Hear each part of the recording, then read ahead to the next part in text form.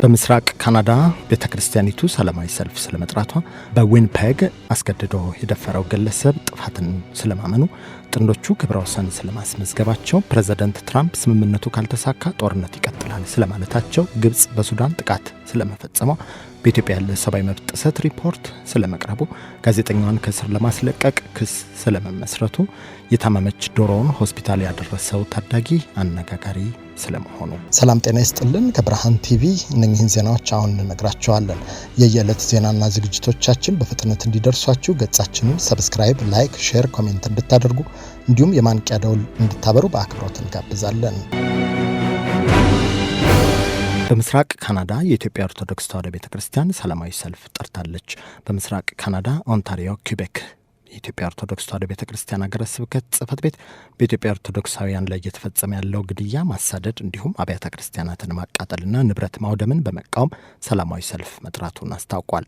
በሀገርና በቤተ ክርስቲያን ላይ እየደረሰ ያለው ግፍን ከቀን ወደ ቀን እየተባባሰ መጥቷል ያለው ይኸው የቤተ ክርስቲያኒቱ መግለጫ የተቃውሞ ድምፅ ማሰማት አስገዳጅ ሆነዋል ካለ በኋላ የቤተ ክርስቲያኒቱ አስተዳደር በኢትዮጵያ ኮሚቴና በአገረ ስብከቱ አጥቢያ አብያተ ክርስቲያናት አስተባባሪነት የተዘጋጀው ሰልፍ ሰኔ 14 ቀን 2018 ወይም ጁን 21 ቀን 2026 ከቀኑ 8 ሰዓት ወይም 2 ፒኤም ጀምሮ በኩዊንስ ፓርክ እንደሚካሄድ ገልጿል።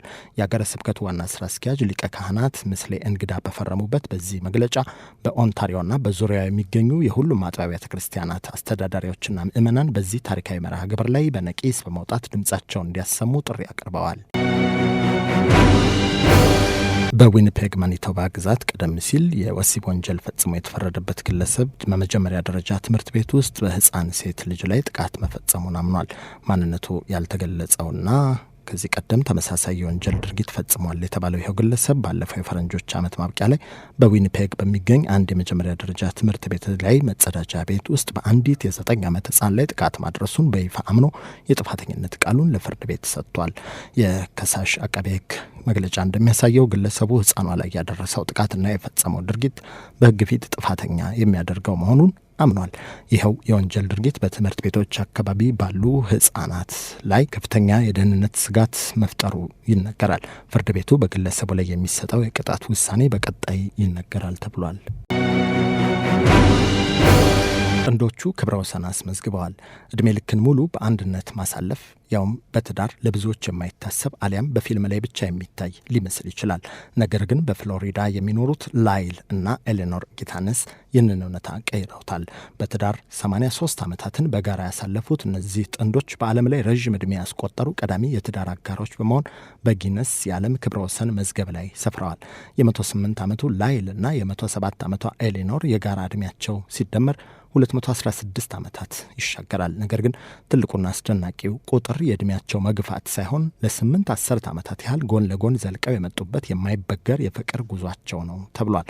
ጥንዶቹ ለመጀመሪያ ጊዜ የተገናኙት እንደ አውሮፓውያን አቆጣጠር በ1941 በክላርክ አትላንታ ዩኒቨርሲቲ በትምህርት ገበታ ላይ ሳሉ ነበር። ከአንድ ዓመት በኋላ ማለትም በ1942 በሁለተኛው የዓለም ጦርነት ዋዜማ ላይ ጋብቻቸውን ፈጽመዋል። ሰርጋቸው እንደተጠናቀቀ ብዙም ሳይቆይ ላይል በአሜሪካ ጦር ሰራዊት ውስጥ እንዲያገለግል ወደ ኢጣሊያ ተላከ። በወቅቱ ኤሊኖር የመጀመሪያ ልጃቸውን ጸንሳ ነበር። ያንን ሁሉ የጦርነት ስጋት፣ እርግጠኝነት የሌለውን ከባድ ጊዜና የርቀት መለያየትን በደብዳቤዎች እየተገናኙ በጽናት ተሻገሩት። ከጦርነቱ ማብቃት በኋላም ዓለም በማይታመን ፍጥነት ስትቀየር ጥንዶቹ አብረው ነበሩ። የዓለም ጦርነት፣ የሲቪል መብቶች ንቅናቄ፣ ታሪክ፣ የቴሌቪዥን፣ የኢንተርኔትና ስማርት ስልኮች መፈጠር፣ በአጠቃላይ የምናውቃት ዓለም ሙሉ በሙሉ ስትቀያየር እነሱ ግን አብረው ኖረዋል። ዓለም ተለዋወጠች፣ የእነሱ ፍቅር ግን ጸንቶ ቀረ ብሏል ዘጋቢው። የጊነስ የዓለም ክብረ ወሰን ድርጅት ጥንዶቹን በጋራ ዕድሜ የዓለማችን አንጋፋ ባልና ሚስት በማለት እውቅና ሰጥቷቸዋል። ለመሆኑ ለዚህ ሁሉ ዘመን የዘለቀው ትዳራቸው ምስጢሩ ምን ይሆን ተብለው ሲጠየቁ የሰጡት ምላሽ እጅግ ቀላልና ማራኪ ነበር። እንዋደዳለን የሚል ምንም አይነት የተወሳሰበ ቀመር የለውም። ፍጹም የሆነ የህይወት መርህም የላቸውም። ምስጢሩ ትዕግስት፣ ቁርጠኝነት፣ ይቅርባይነትና በየቀኑ ያንን የህይወት አጋርን ደጋግሞ መምረጥ ብቻ መሆኑን መስክረዋል። ሁሉ ነገር ጊዜያዊ በሆነባትና ፈጣን ለውጥ የሚታይባት በዚህች ዓለም ውስጥ ላይልና ኤሊኖር እውነተኛ ፍቅር ከምንም ግምት በላይ ሊሰነብትና ሊያሸንፍ እንደሚችል ሕያው ምስክር ሆነዋል ተብሏል። ፕሬዚደንት ትራምፕ ስምምነቱ ካልተሳካ ጦርነቱ ይቀጥላል ብለዋል። የአሜሪካው ፕሬዚደንት ዶናልድ ትራምፕ ኢራን በተደረሰው የመግባቢያ ስምምነት መሰረት የማትንቀሳቀስ ከሆነ አገራቸው በቴህራን ላይ አዲስ ወታደራዊ ጥቃት ለመሰንዘር ወደ ኋላ እንደማትል አስጠንቅቀዋል። በፈረንሳይ እየተካሄደ ባለው የቡድን 7 ጉባኤ ላይ የሚገኙት ፕሬዚደንት ትራምፕ ከኢራን ጋር የተደረገው ስምምነት ገና ሙሉ ለሙሉ እንዳልተገባደደ ገልጸዋል። በመግባቢያ ሰነዱ አተገባበር ላይ ደስተኛ ካልሆኑ ወታደራዊ እርምጃዎችን መውሰድ እንደሚቀጥሉም በግልጽ ተናግረዋል።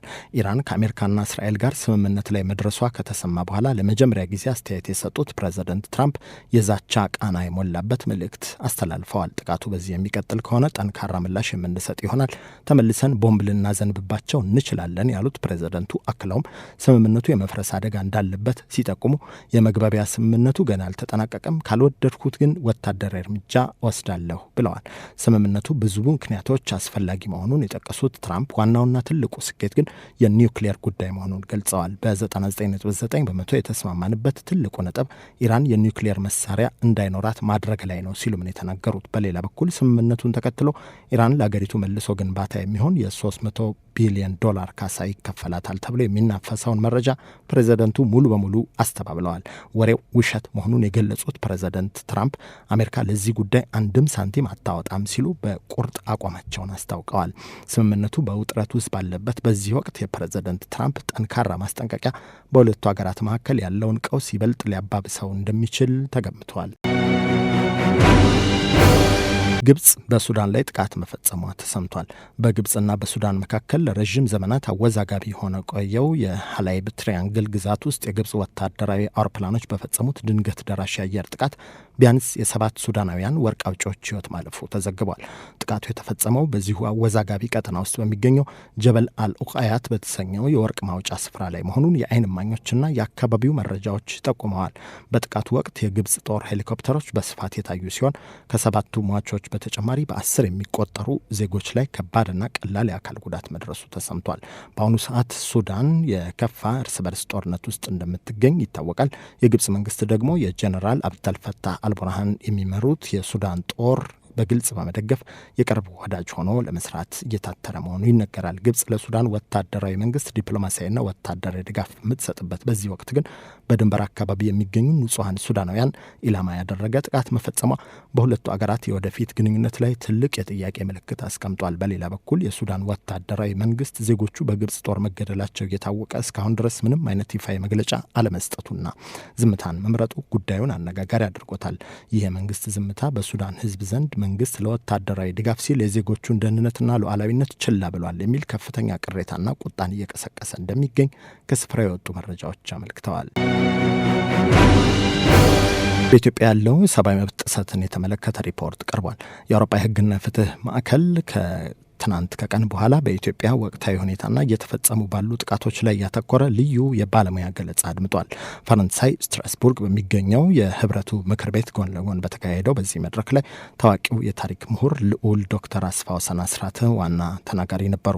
ዶክተር አስፋወሰን በዝምታ የሚፈጸመው የአማራ ስቃይ በሚል ርዕስ ባቀረቡት ክርክር ገለጻ በኢትዮጵያ በንጹሐን ዜጎች ላይ እየተፈጸመ ያለውን ግድያና ጥቃት መንግስት ማስቆም አለመቻሉን በጽኑ ወቅሰዋል።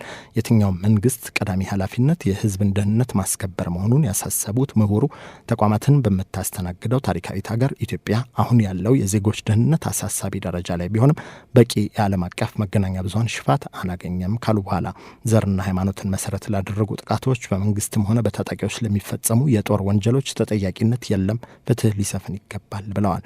በመድረኩ ላይ የተገኙ የአውሮፓ ፓርላማ አባላት መንግስት በገዛ ህዝቡ ላይ የድሮንና የከባድ መሳሪያ ጥቃቶችን ለምን እንደሚፈጽም ጥያቄ አንስተዋል።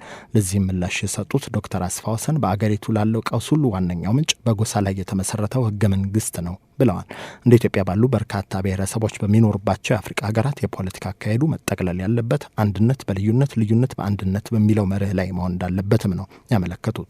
የአውሮፓ ምክር ቤት አባላት በበኩላቸው ቀደም ሲል በኢትዮጵያ የአንድ አካባቢ ግጭት ብቻ ያለ ይመስላቸው እንደነበር ገልጸው አሁን ግን ግጭቱ በየቦታው መሰራጨቱ አሳሳቢ ደረጃ ላይ መድረሱን እንደተረዱ አስታውቀዋል። ጋዜጠኛዋን ከእስር ለማስለቀቅ ክስ መመስረቱ ተነግሯል። የቀድሞ የፋናና ዋልታ ሚዲያዎች ጋዜጠኛ በአሁኑ ወቅት ደግሞ በግል በማህበራዊ ሚዲያ ገጾቿ የምትታወቀው ጋዜጠኛ ሰልሳዊት ባይነሳኝ በቁጥጥር ስር ከዋለች ከአንድ ሳምንት በላይ ቢሆናትም ፍርድ ቤት ባለመቅረቧ ምክንያት በአስቸኳይ እንድትፈታ የፍትሐ ብሔር ክስ ተመስርቷል። የጋዜጠኛዋ ጠበቃና የህግ አማካሪ አቶ ዘውዱ በቀለ እንደገለጹት ክሱ የተመሰረተው በፌዴራል መጀመሪያ ደረጃ ፍርድ ቤት አራዳ ምድብ አንደኛ ልዩ የፍትሐ ብሔር ችሎት ነው። ጠበቃው አክለውም ክሱ በፍትሐ ብሔር ህግ ቁጥር 177 መሰረት አካልን ነጻ ማውጣት አቢያስ ኮርፐስ ህግ ድንጋጌን መሰረት ያደረገ መሆኑን አስታውቀዋል። ጋዜጠኛ ሰልሳዊት ባይነሳኝ ሰኞ ሰኔ 1 ቀን 2018 ከአዲስ አበባ መኖሪያ ቤቷ በፖሊስ ቁጥጥር ስር ከዋለች በኋላ በአዲስ አበባ ፖሊስ ኮሚሽን በተለምዶ 3ኛ ፖሊስ ጣቢያ ታስራ እንደምትገኝ ቤተሰቦቿ ገልጸዋል። የታሳሪዋ እህት ሃይማኖት ባይነሳኝ ለተለያዩ መገናኛ ብዙሃን እንደተናገረችው ፖሊስ ጋዜጠኛዋን ሰኔ 9 ቀን 2018 ፍርድ ቤት እንደሚያቀርባት ቢገልጽም ሳትቀርብ ቀርታለች።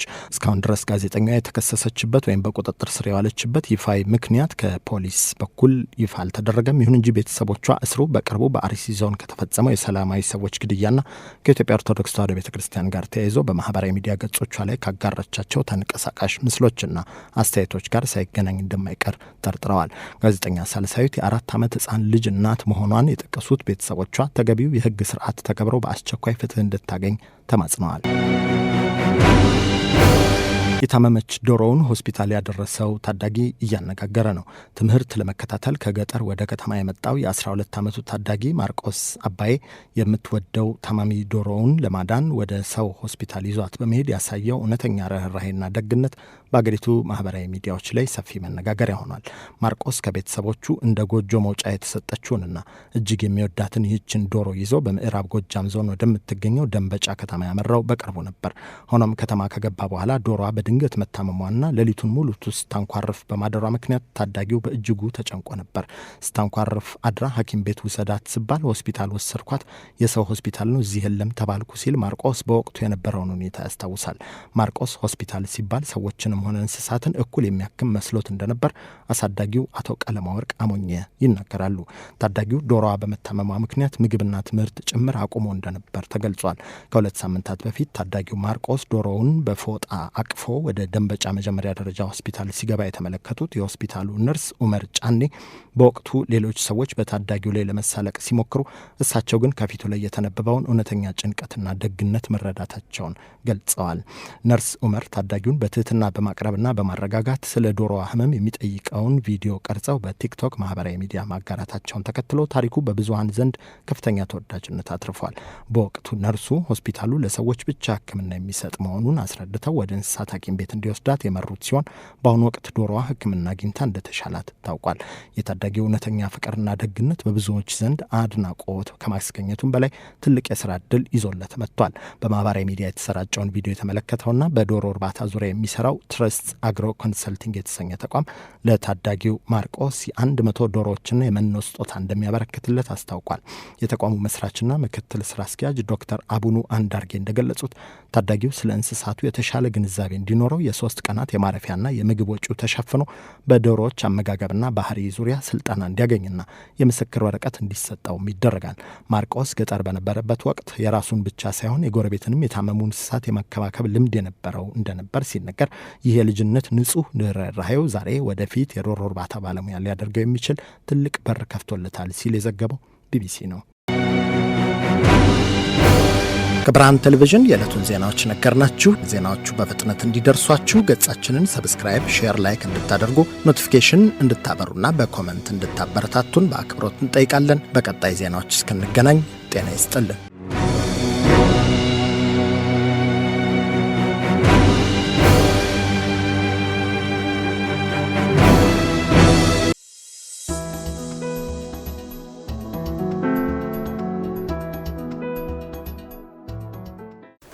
Are you a young person trying to figure out your next move? Or a young parent who needs real support, not just advice? We have built something for you. A community, a network, a place where you belong. And mentors who looks like you. Who have been where you are and want to help you get where you are going. Are you ready to take your first step?